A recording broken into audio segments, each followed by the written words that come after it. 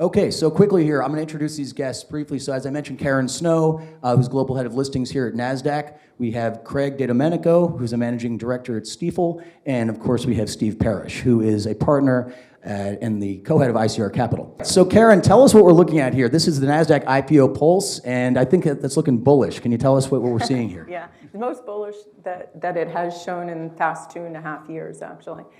So this is an index that we decided to create and publish earlier this year, and it is really meant to be used by the street as an indicator of when it is a good time to bring a company public.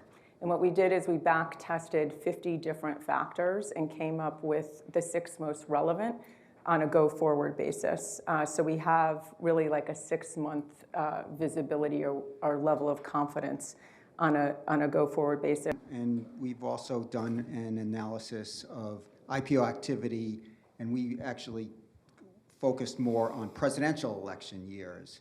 And interestingly, we got the same conclusion as Karen did for the broader election universe, that in the last, I think, 7 or 8 presidential election years, activity in the Q4 was actually greater in presidential election years than in non-presidential election years, which was initially a bit of a surprise to us. And there is a little bit of pull forward in October versus November, but then December was probably slightly more active than it is in a typical election year. So we've been sort of advising issuers who are contemplating accessing the market later this year that, yes, it's probably tricky to be in the market the first 2 weeks of November, but the IPO market, in Q4 is open, and just need to navigate around, the election. Yeah, I think to quote one of my favorite songs, the waiting is the hardest part. I think a lot of this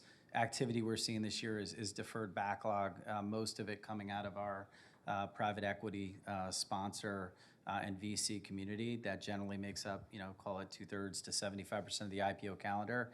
And it's finally time for, them to monetize and push some companies forward.